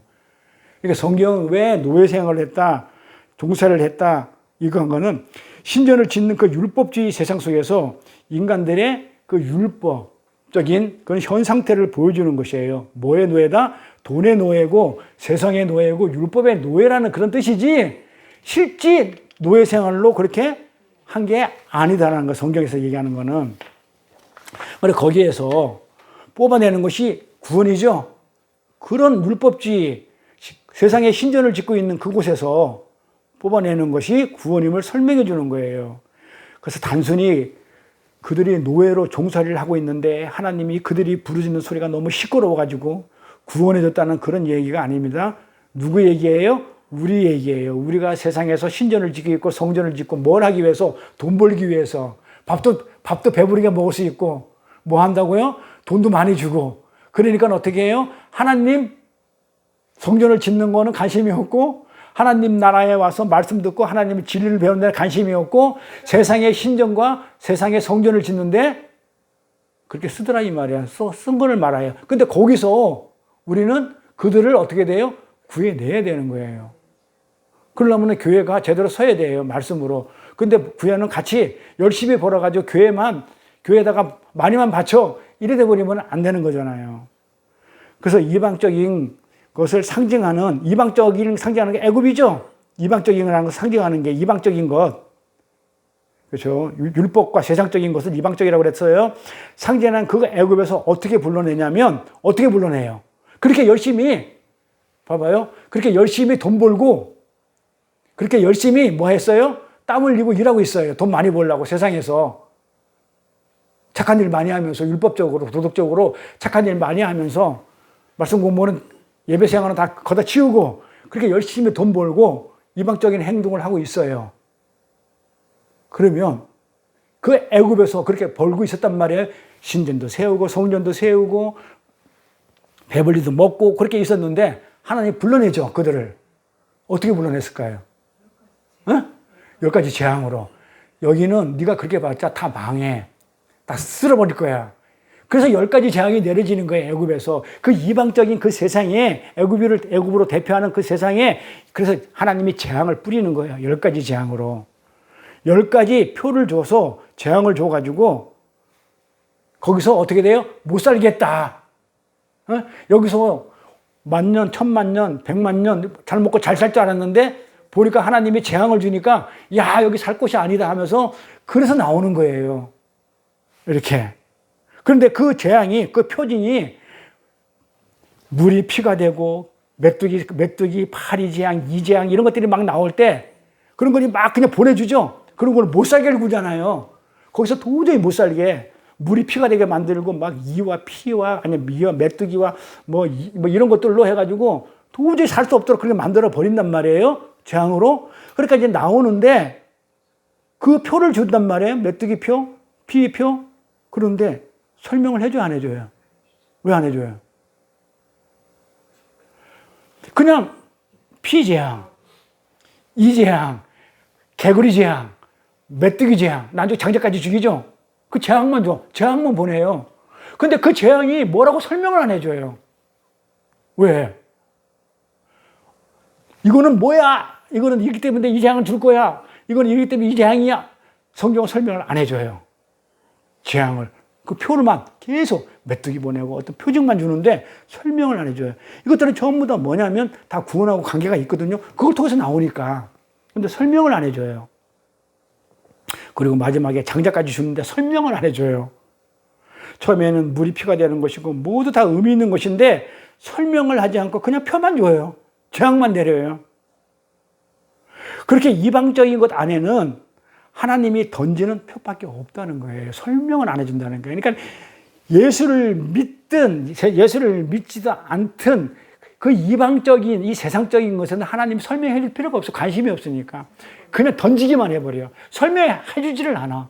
그러니까 설명 안 한다는 얘기는 뭐다? 그런 이방적인 것 안에는 표밖에 없다. 설명할 필요가 없다. 그것이 바로 재앙이며 저주이다는 것을 상징적으로 지금 보여주는 거예요. 그러니까 설명을 해주면 피할 길이 있는데 설명을 안 해주기 때문에 피하지도 못하고 답답하잖아요. 그러니까 일부러 설명을 안 해주죠. 왜? 그게 저주라고. 그게 재앙이라고. 그래서 일부러 설명을 안 해줘요. 그러면 거꾸로 성경 읽을 때 설명이 없는 것들이 있잖아요. 그건 재앙이에요. 재앙을 상징하는 거란 말이에요. 그러니까 오늘날 그 신비주의 교회 있죠. 네?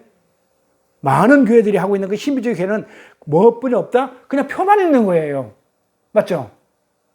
그냥 표만 던진 거예요, 표만. 그냥 나았다 이거예요. 그리고 왜 나아진지 설명을 해줘요? 왜 금리빨이 인리빨이 됐는지에 대해서 설명을 해줘요? 그러니까 오늘날 신비주의 교회들이 많이 있는데 이 교회에서 행해지는 것들은 전부 다 하나님은 뭐만 주는 거라? 설명은 없이 뭐만 주는 거예요? 표만 주고 있어요. 그 표만 줬다는 게 뭐예요? 어디서 표만 줘요? 애굽에서, 세상에서. 애굽이란 얘기예요. 그러니까 신비주의 말이 교회지 그 교회가 아니고 뭐다? 그냥 세상이에요. 구별되겠습니까? 그래서 우리는 그런데 현혹되지 않은 게 진짜 하나님의 은혜죠. 그 교회에서 열심히 다닌다고 신앙생활 하지만 결국은 뭐였다고요? 그건 애굽이고 세상이에요. 세상적인 구하는 거기 때문에. 그런데 거기 애굽에서 사람들이 나오죠. 애굽에서 어디로 나와요? 가나안으로 나오잖아요. 근데 그때 이스라엘만 나오나요? 출애굽 1장에 보면 뭐라고 하냐면 중다한 잡족이 나온다고 그래요. 많은 여러 부족, 여러 종족들이 있는데 중다한 잡족들이 같이 나와요. 이스라엘하고. 중다한 잡족이 나와가지고 광야에 와서 뭘 받아요? 계명을 받죠. 10가지 계명을 받아요. 이방적인 나라에는 뭐만 있다? 표만 있단 말이에요. 재앙. 10가지 표만 주어지는데 이제는 계명이기 때문에 뭐가 주어진 거예요? 말이 주어지더라 이 말이에요. 그러니까 말씀이 이제 설명이 되는 거예요. 자, 애굽의 세상적인 것은 표만 주어지죠. 설명을 안 해주죠. 그런데 거기서 구해서 광야에 오니까 계명이 주어지죠. 10가지 계명이. 근데 계명이 말씀이죠. 말이죠. 설명을 해주잖아요. 계명은 하나님이 말씀을 나 외에 다른 사람 섬기지 마라. 뭐 이는 뭐 한 것이냐 하면서 쭉 설명을 해주죠. 그리고 6계명 설명 안 되는 것 결국은 나중에 예수님이 설명해 주죠. 그러니까는 어떻게 돼요? 애굽이라는 곳에서는 일절 설명을 안 해줘요. 그냥 표만 줘요. 세상에서는. 그런데 진짜 광야에 나온 이스라엘 사람들, 중단 잡속들한테는 뭐가 주냐면 이제는 말을 해가지고 설명을 해줘요. 말로. 말이 주어지는 거예요. 근데 이 광야, 우리 교회라고 얘기하죠? 이 교회라는데 예수 믿겠다고 지금 예수 믿는 사람들이 많이 있잖아요? 근데 이 교회 안에, 이 광야에서 계명을 진리로 이해한 사람들, 하나님의 말씀을 뭘로? 율법이 아닌 진리로 그 내용을 레마로 이해한 사람들이 지금 하나님이 하신 이게 언약이구나. 아, 이걸 우리를 구원한 그 십자가가 언약이구나 라는 것을 안 그 언약의 자손이 약속의 자손이에요. 그걸 아는 자들은 약속의 자손이 돼서 그들이 들어가는 땅이 약속의 땅이에요. 오늘 좀 많이 공부를 많이 할 거예요. 그동안 그래서 어렵죠. 머리가 좀 아픈데 우리가 약속의 땅, 가나안 땅, 젖과 꿀이 흐르는 땅 이걸 하는데 약속의 땅이 어디예요? 그래서 우리는 전부 다 뭘로 알고 있냐면 그 약속의 땅 가나안 땅을 지금 어디에 홍해 바다 건너서 나와가지고 광야 거쳐가지고 지금 요단강 건너가지고 그 느보산에서 모세는 죽고 느보산 건너 요단강 건너 지금 팔레스타인에 있는 땅 그 땅을 약속의 땅이라고 알고 있잖아요. 이거는 뭐예요? 그냥 로고스로서 그냥 표피적인 글이에요. 표피적인 내용이에요. 이건 그림이란 말이에요. 그러면 약속의 땅은 진짜 땅은 어디예요? 응? 진짜 약속의 땅은 약속 받은 자가 들어가는 땅이 약속의 땅이에요. 그러니까 약속 받은 자가 들어가는 땅. 그럼 진짜 약속의 땅은 하늘이겠죠. 천국이죠. 그러니까 이거는 그냥 그림이에요. 그래서 가나안을 천국으로 우리가 이게 상징을 하는 거다지 실제 사람들은 그 글자를 읽게 되면 그러니까 쓸데없이 가가지고 성주 순례니 뭐니 가가지고 여기서 어쩌니 여기가 하늘나라니 여기가 얼마나 좋으니 나쁘니 그런 거 가면 안 되는 거예요. 그냥 그거는 상징적으로 하는 모형으로 그렇게 그려준 거지 진짜는 아니라는 거예요. 근데 그걸 진짜로 여기면 안 된다 이 말이에요. 그 진짜가 아니에요. 가짜예요. 그거는 모형이에요. 진짜는 어디야? 내 안의 땅. 내 안에 있는 게 약속의 땅인데 한번 볼게요. 하나씩. 그래서 약속의 자손이 돼가지고 그 말씀을 이해해서 그 말씀을 어떻게 이해된다? 껍데기로가 아닌 로고스로 아닌 레마로 진리로 이해한 사람들이 어떻게 되면 언약을 받죠. 그 언약을 알죠. 언약을 알고 그 언약의 자손이 된 그 약속의 자손이 돼서 그들이 들어가는 땅이 약속의 땅이에요. 그러니까 약속의 땅이란 데가 따로 있다 없다? 지금 이스라엘 전쟁 팔레스타인 그 땅 아니란 얘기죠. 따로 있는 게 아니에요. 약속들이 들어가는 땅이 약속의 땅입니다. 그래서 히브리서에는 어떻게 된 표현을 했냐면 히브리서에 약속이 된 자들이 들어가는 곳 거기가 약속의 땅이라고 이렇게 표현을 해놔요. 약속이 된 자들이 들어가는 곳 거기가 약속의 땅이에요. 그 광야에서 교회죠. 애굽의 표가 이제 뭘로 바뀌었다고 그랬어요? 광야에서는 말로 바뀌었다고 그랬죠? 계명을 주니까. 광야에서 계명이 가리키는 약속이 된 자. 광야에서는 이제 계명이 가리키는 자. 말씀이 진리가 가리키는 자가 누구냐면 하나님이 선택된 자, 약속된 자. 그들이 약속의 땅에 들어가는데 그 신약에서는 뭐라고 얘기를 하냐면 그 중다한 잡속을 헬라어로 뭐라고 얘기하냐면 허다한 물이라고 번역을 해요. 다시 구약에서는 중다한 잡족을 신약에서는 허다한 물이라고 그렇게 번역을 해놨어요. 허다한 물이 같은 단어입니다. 그런데 그 허다한 무리는 신약을 보니까 늘 예수님만 쫓아다녀요. 허다한 무리가. 여기서 허다한 무리라는 이 단어에 정관사, 관사, DH라는 정관사가 붙으면 그 허다한 무리가 돼버리면 요거는 아들을 얘기해요. 그러니까 아들이 될 제자. 그러니까 제자들이 따랐다. 예수님을 쫓았다, 따랐다 할 때, 그때 단어 자체 허다한 물이라는 단어를 쓴단 말이에요, 원어를. 그때는 더라는 게 붙어가지고 허다한 물이라. 그때는 일반적인 허다한 물을 얘기하는 게 아니고 제자들을 얘기하는 거예요. 그러니까 아들이 될 그 제자들. 그 제자들을 가리키는 것이고, 그냥 허다한 무리들은 어떻게 하냐면, 일반적인 허다한 무리들은 예수님을 쫓아다니면서 떡을 주니까 어떻게 돼요? 와, 우리 왕이 되주세요. 이러고 뭘 해주니까 뭐 해주세요. 우리 왕 되주세요. 이렇게 기적 보여주면 병 고쳐달라고 그렇게 쫓아오는 자들이 그냥 일반적인 허다한 무리예요. 정관사가 없는. 그러한 허다한 무리가 어떻게 하냐면 예수를 죽여요. 그렇게 예수를 쫓아오면서 병 고쳐주세요. 귀신 쫓아주세요. 살려주세요. 선생님이시여. 떡 줘서 고맙습니다. 이런 자들이 예수를 죽여요. 왜 죽이냐면요. 아들이 되지 못했기 때문에.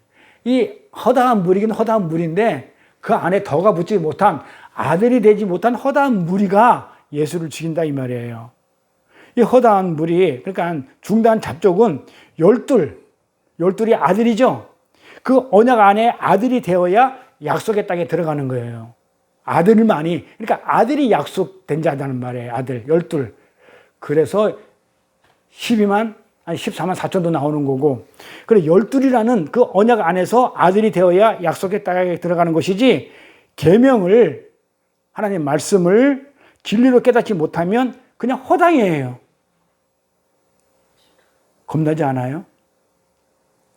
지금 예수를 믿고 교회를 다닌다는 사람들이, 말씀을 진리로 깨닫지 않은 사람들은 그렇게 많이 교회 안에 들어와서 예수를 믿는다는 그 허당 무리들은 뭐라고요? 진리를 못 깨달았어. 알지를 못해. 그럼 어떻게 한다고요? 그들은 허당이란 거예요. 아무짝에 쓸모없어요. 아들이 되지 못했기 때문에 가요, 약속의 땅에 들어가요, 못 들어가요. 결국 무슨 얘기예요? 천국에 가요, 못 가요? 안 무서워요? 근데 이렇게 심각하고 무서운데 이 진리를 말씀을 알려고 하지 않는 게, 그냥 교회 나와서 예배 열심히 드리면 그냥 예수님 따라다니는 거야. 그러니까 예수 열심히 믿는 거야. 그러니까 허다한 무리가 지금 뭐 하고 있어요? 예수 쫓아다녀요. 나 예수 믿어요 하면서 이 교회 안에 막 따라다니는 거야. 그런데 이 허다한 무리는 아들이 되지 못하면, 말씀을 진리로 깨닫지 못하면 못 간다는 거예요. 약속의 땅에. 그 약속의 땅이 천국이라고 했죠. 그런데 그래서 예수 믿고 천국 못 간다는 얘기를 하거든요, 지금. 근데 지금 이 얘기가 이 얘기인데 안 겁나는 거 모르겠어. 네? 그러니까 최고 우선순위, 우리 삶의 최고 우선순위를 뭘로 둬야 되겠어요? 그냥 아들이 돼야 돼요. 진리로, 말씀을 진리로 깨닫는 게 중요해요. 그러니까 표피적인 말로 그렇게 성경을 읽고 그 예수를 믿으면 안 돼요. 예수님이 껍데기 예수 믿으면 안 된다니까요. 넘어져요, 그 말씀에. 그래도 어떻게 믿냐? 그 안에 내용을 알아야 된다니까요.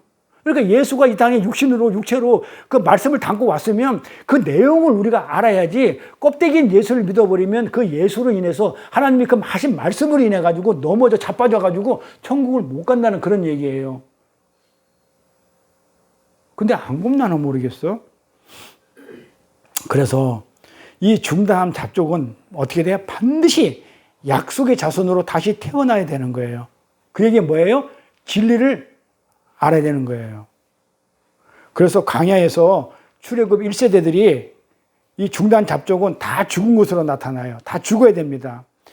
애굽에서 율법의 무거운 점을 지고 지네들이 원하는 성전과 성을 쌓는 그 중단 잡족은 다 죽고, 하나님은 은혜로 말미암아 그 말씀, 광야에서 말씀, 계명, 만나를 먹고 그 말씀으로 말미암아 새로운 자가 탄생된 자, 이것을 위의 것으로 난 자들이 약속이 돼서, 위의 것으로, 위에서 내려오는 그 은혜로, 그 진리로 난 자들이 약속이 돼서 하나님 나라에 들어가는 거예요. 그러면 하나님 나라에 어떻게 들어가요? 광야에서 가나안이라는 하나님 나라를 어떻게 들어가요? 요단강을 건너 들어가요. 요단강을 건너 들어가잖아요. 광야에서 요단강을 건너 가나안 땅으로 들어가요. 어떻게, 뭐 한 자들이? 약속된 자들이, 2세들이. 근데 그 약속은 어디서 났다? 위에서부터 난 자들이라고 그래요. 위에서부터 난 자. 하나님이 창세전에 선택한 자, 하나님의 은혜로 진리를 깨달은 자, 성령으로 성령의 진리를 깨달은 위에서 난 자들이 약속이 돼서 하나님 나라에 들어가는데, 어떻게 들어가냐면 요단강을 건너 들어가요. 그렇죠? 근데 요단이라는 말을 또 알아야 되겠네? 요단강 건너, 그러면 요단이라는 말 뜻은 뭐냐면 흐르는 물인데요. 이게 요단이라는 것은 흐르다예요. 요단강 그러면 흐르는 물, 요단은 흐르다예요. 흐르다. 근데 물은 어떻게 흘러요? 아래에서 위로 흘러요? 위에서 아래로 흘러요? 그렇죠. 그래서 위에서 아래로 흘러내리는 물, 요단, 흘러내리는 물인데 반드시 물은 위에서 아래로 흘러내려요. 그 위에서 아래로 흘러내리는 그 물, 그게 뭐예요? 물, 말씀이잖아요. 위에서 내려오는 말씀, 내지는 은혜. 은혜는 밑에서 위로 올라가는 게 아니죠. 우리가 하나님한테 은혜를 주는 게 아니고 하나님이 우리한테 은혜를 내려보내는 것이죠. 그래서 은혜는 위에서 밑으로 내려오는 거예요. 그래서 아래로 흘러내린 그 은혜에 의해서, 물에 의해서 우리를 깨끗이 씻는 것이 진리의 실체인 레마를 얘기하는 거예요. 그게 진리의 실체라는 거예요. 그러니까 출애굽 사건은 말씀으로 계명을 줬으니까 강해에서 말씀으로 흐르는 물에 씻겨서 약속의 땅으로 들어가는 것을 그려주는 거예요. 그런데 그 약속의 땅도 지금 이렇게 약속의 땅 히브리서에 가면 뭐라고 하냐면 영원한 본향이 아니다 이렇게 얘기를 해요. 히브리서에. 그래서 그 약속의 땅을 어떻게 표현하냐면 우리가 구약에서는 젖과 꿀이 흐르는 곳이라고 이렇게 얘기를 해요. 그 약속의 땅을 우리가 그러잖아요. 그 가나안 땅을 젖과 꿀이 흐르는 땅이라고 얘기하잖아요. 그러면 왜 그렇게 표현을 했을까요? 왜 젖과 꿀이 흐르는 땅을 가나안 땅이라고 부르고 그게 천국을 상징한다고 불렀을까요? 그런데 히브리서는 그곳이 영원한 본향이 진짜 본향이 아니야 이렇게 얘기를 해요. 왜 그랬을까요? 구약에서는 젖과 꿀이 흐르는 가나안 땅 천국이라 했는데 히브리서는 그게 영원한 본향은 아니야. 그거는 그랬을 때 여기 답은 어디에 있냐? 젖과 꿀에 답이 있어요. 봐봐요. 우리가 그 무심히 넘어갔잖아요. 젖, 꿀. 그러니까는 젖도 있고 뭐도 있다? 꿀이 있어요. 젖도 있고 꿀이 있어. 그러면 젖은 뭐고 꿀은 뭔지를 알아야 돼요. 응? 젖은 뭐다? 하나님의 말씀. 하나님의 말씀을 젖이라고 불러요. 그럼 꿀은 누룩을 얘기해요. 섞이면 변질되는 걸 얘기해요. 꿀이 들어가면 변질돼요. 자, 우리가 포도주를 담는다, 뭘 담는다 할 때 설탕이나 꿀 들어가면 변질이 돼버려요. 그러니까 그게 무슨 말이에요? 그러니까 진짜 본향 같으면 젖만 있어야 돼. 꿀이 있으면 안 돼. 그런데 왜 거기를 젖과 꿀이 있다고 얘기했냐면 어떤 자에게는 젖이고 어떤 자에는 꿀이야. 들어갔는데 그래서 영원하지가 않아. 젖만 있는 게 영원한 곳이야. 근데 이 꿀이 있으면 안 되는 거예요. 이 꿀이 재물에 섞이면 안 된다는 걸 얘기하는데 변질되기 때문에. 그러니까 어떤 이들에게는 하나님의 말씀이 떨어지게 되면 그게 젖으로 주어지게 되지만 어떤 이들에게는 하나님의 말씀이 꿀로 들어가가지고 변질된다 이 말이에요. 그러니까 하나님의 말씀이 왜곡된다 이 말이에요. 변질돼요. 그러니까 뭐다? 가나에 들어갔는데 둘 중에 하나야. 하나는 말씀으로 받든지 하나는 꿀로 받든지. 그래서 거기가 아니라는 얘기예요. 전부 다 젖으로 받아야 되는데 그래서 아니라는 거예요. 그래서 성경은 믿음의 조상들이 영원한 본향을 해서 갔다고 얘기를 해요. 거기가 아니에요. 영원한 본향이 있어요. 너희들이 그 가나안 땅에 들어가서도 말씀이 되지 못하면, 진리가 되지 못하면 거기는 뭐와 같은 것이다? 변질됐기 때문에 뭐와 같아? 천국이 아니고 그냥 세상이야. 애굽이 되어버린다는 거예요. 애국과 같을 것이다라는 얘기입니다. 가나안 땅이 약속의 땅이 아니고 거기에 들어가서 너희들의 말씀과 상관없이 살면 거기가 애굽이라는 얘기예요. 그러니까 무슨 얘기냐 이게 그때 당시 얘기만 하니까 지금의 우리 교회 예배당을 한번 생각을 해보자고요. 교회를 예배당을 열심히 다니고 종교행위도 열심히 하는데 여전히 애굽처럼 세상의 건축자가 되어가지고 이 세상에다가 어떻게 해요? 신전과 세상의 성전을 짓고 있다면 율법으로 짓고 있다면 율법 행위죠. 이 예배당 안에서 교회 안에서 그런 율법이잖아요. 그 율법으로 신앙 생활을 하면 그 예배당은 세상과 다를 바 없다 이러는 거예요. 그러니까 교회 안에서 율법을 설교하잖아요. 율법을 지켜야 된다. 율법을 얘기하는 건 세상이에요. 그래 애굽이기 때문에 율법으로 애굽에서 율법의 그 무거운 짐을 그대로 이 교회 안에서 그 율법의 무거운 짐을 가지고 신앙생활을 하면 그 예배당은 세상과 전혀 다를 바가 없다는 겁니다. 그러니까 예배당에 와서 신앙생활을 율법적으로 하게 되면 굉장히 중요합니다. 그래서 우리는 이 율법에서 자유로워야 돼요. 그런데 그 율법에 매여가지고 맨날 그렇게 사니까 힘이 드는 거란 말이에요. 네? 그게 무거운 짐이잖아요. 그래서 예수님이 그래, 무거운 짐 잔들아 다 내게 오라 나서 쉬라 그러는데 뭘 하라는 얘기예요? 나한테 자유하라는 얘기는 율법에서 벗어나라는 얘기거든요. 그래서 우리가 철로역정 가면 크리스찬이 그 율법의 무거운 짐을 십자가 앞에서 다 내려놓게 된다니까요. 벗어지고 나서 그 홀가분하게 믿음의 역정을 가요. 그래서 우리 신앙생활을 율법적으로 하게 되면 여기는 이 예배당이 뭐가 되냐면 예배당이 아니에요. 하나님 있는 곳이 아니고 뭐가 되냐면 그냥 세상이고 애굽이 돼버려요. 여기 와 앉아있다고 그래서 다 예수 믿는 게 아니에요. 그래서 우리가 믿음 생활을 하고 하나님을 껍데기로 보고 예수를 그냥 육신만 보고 예수라는 육신만 보고 그 예수님이 하신 말을 껍데기를 문자적으로 표피적으로 이렇게 받아들이고 눈에 보이는 표징만 따라가게 되면 그 안에 있는 내용을 모르면 그게 뭐다? 그게 애굽이고 세상이고 이방적인 것이고 이방이 애굽이니까 그게 이방적이라는 거예요. 그래서 우리는 뭘 알아야 되냐면 하나님의 말씀, 진리의 말씀 그것을 우리는 알고 그 말씀으로 하나님을 만나고 그 말씀으로 하나님과 소통하고 그래야만이 진정으로 우리가 그 하나님 말씀 속에서 은혜와 찬송이 나오는 거거든요. 뭐 여기까지 하려고 그랬는데 누가 와요? 여기까지 하려고 그랬는데 1시간 반이 됐는데 그럼 조금 쉬었다가 끊었다가 하게 되면 2번 올릴 수 있나요? 네? 그럼 끊었다가 해요. 왜냐하면 너무 길면은 이게 사람들이 듣기가 힘들어 하니까. 여기서 끊을게요. 그냥 끊으세요.